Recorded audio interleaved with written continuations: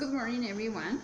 So, according to the video we were watching before, a man was giving another one some directions about how to get a place called Waterloo Station, right? So he said, first all you need to do is to continue straight on through James Park. What does first means? Why are we using this connector? So first is one of our connectors of sequence. Those help us to connect our ideas or to connect events. So this is our first connector, first. Then, when you get to the Houses of Parliament, turn left.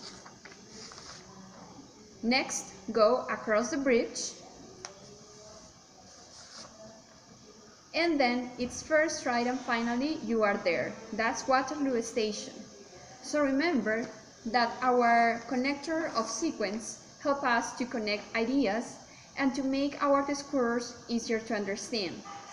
Also bear in mind that those connectors of sequence are first, then, next, and finally. Thank you.